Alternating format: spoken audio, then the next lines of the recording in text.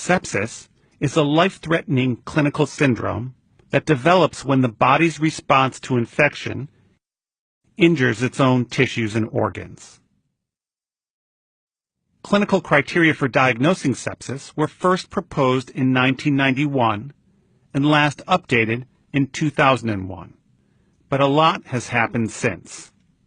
So now, a task force of critical care, infectious disease, surgical and pulmonary specialists has published the third international consensus definitions for sepsis and septic shock that take advantage of advances in the science of sepsis and the ability to test proposed sepsis criteria against patient outcomes using electronic health records data.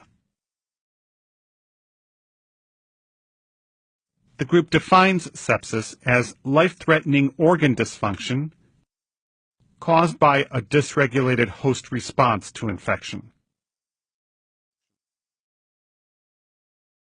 In clinical terms, patients with sepsis have suspected or documented infection and an acute change in the sepsis-related organ failure assessment or SOFA score of greater than or equal to 2. The group recommends use of a bedside score, the Quick SOFA or Q SOFA score, comprising an increased respiratory rate, alterations in cognition, and low blood pressure, to identify patients outside critical care settings with suspected infection likely to have poor outcomes typical of sepsis.